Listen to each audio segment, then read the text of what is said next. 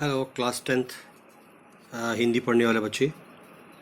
आज हम आपको एक नई कविता पढ़ाने जा रहे हैं। कविता 11 मानवता, यानी कि इंसानियत से संबंध है इस कविता का। मनुष्यता, इंसानियत यानी कि मानवता भाग 1। तो ये कविता है, पेज नंबर है 67। मानवता से आप समझ गए होंगे, इंसानियत से भी आप समझ गए होंगे। मनुष्यता, मानवता, इंसानियत एक ही है।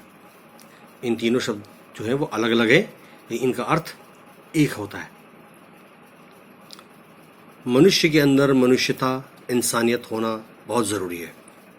अगर हमारे अंदर मानवता नहीं है, ह्यूमैनिटी नहीं है, इंसानियत नहीं रहेगी, तो हम लोग इंसान नहीं, मनुष्य नहीं, हम लोग पशु के समान हैं।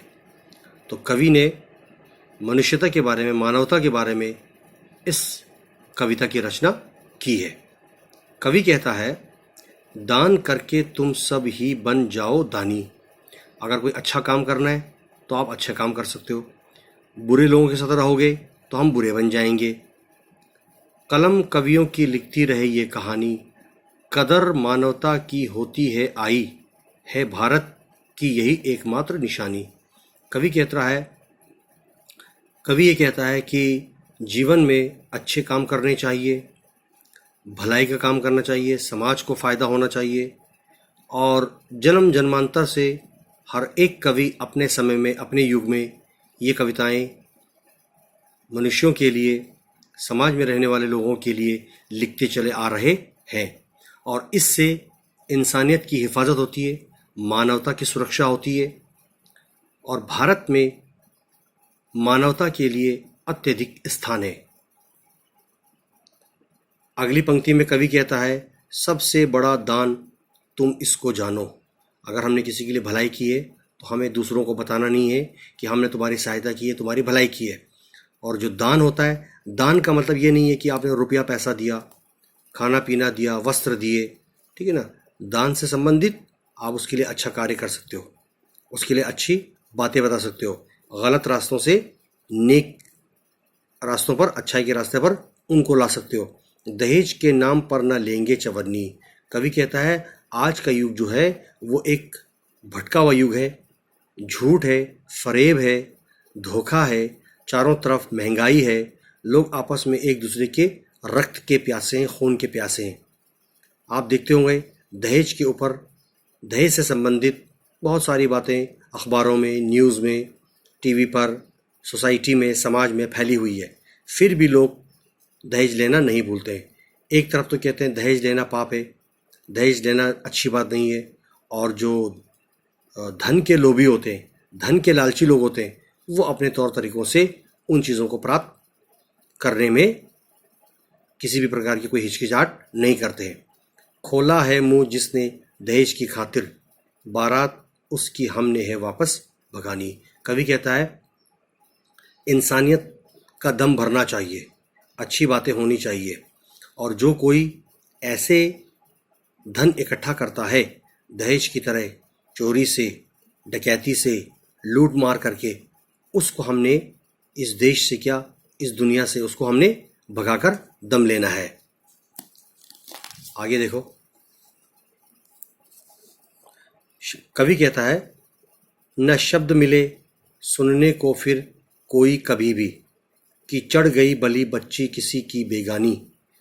प्रण कर लो मिलकर ये आज आप सारे, दोहराएंगे नहीं अब कुरीति पुरानी। कवि कहता है, हमें ऐसे बातों का इस्तेमाल करना चाहिए, ऐसे बर्ताव करने चाहिए जिससे सभी का फ़ायदा हो, सभी के लिए भलाई हो, सभी इस समाज में सुख शांति से रहें। और अगर हम ऐसे ही काम करते रहेंगे तो कोई न कोई अपराध मनुष्यों से होता रहेगा। बच्चों की बलि, बड़ों की बलि, जानवरों की बलि, हर एक चीज़ इस कलयुग में आकर ख़त्म हो जाएगी।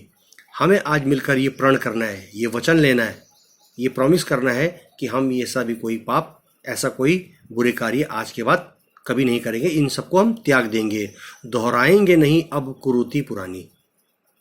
कवि कहता है, हम किसी भी पुरानी परंपरा को, किसी भी पुराने रीति रिवाज को जो देश के लिए घातक है, समाज के लिए नुकसानदायक है, मानवता के लिए खतरा बना हुआ है, और ये बुराई जो है हमारे समाज में इतनी फैल गई है, इसकी जड़ें धरती के अंदर बहुत दूर दूर तक समा गई है। इन पुरानी बुराइयों को, इन कुरीतियों को, इन पाखंडों को हमें जड़ से ख़त्म करने के लिए, जड़ से मिटाने के लिए आज हम सब मिलकर ये प्रण करेंगे, ये वचन लेंगे। तो ये हमने आपको यहाँ तक पढ़ाया था। अब इसके जो 3 स्टेंजा है, 3 लाइन है, पंक्तियाँ, वो हम आपको कल बताएंगे। एक बार फिर देख लो, क्लास 10 हिंदी वाले बच्चे, कविता 11 मानवता भाग 1। यहाँ लिखा है, इधर देखो, ये है, दान करके तुम सब ही बन जाओ दानी, कलम कवियों की लिखती रहे ये कहानी, कदर मानवता की ही होती है आई, है भारत की यही एकमात्र निशानी। आप अच्छा काम करोगे, लोगों में आपका सम्मान होगा, कदर होगी आपकी, ठीक है ना, और मानवता को कभी छोड़ना नहीं है, इसको साथ लेके चलना है।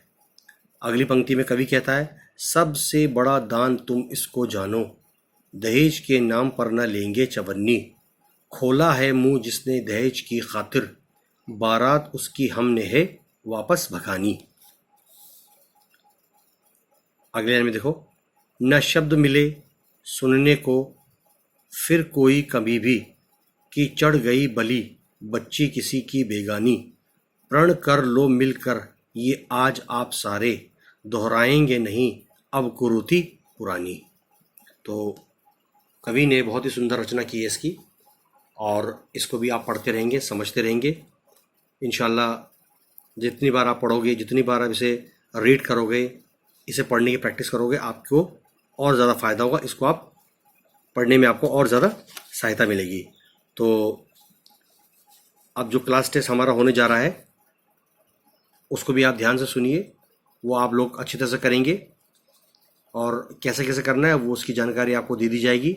सिलेबस जो है हमारा 2 लेसन का, वो हमने आपको भिजवा दिया है। इंशाल्लाह उम्मीद करते हैं कि वो भी आपको मिल गए होंगे।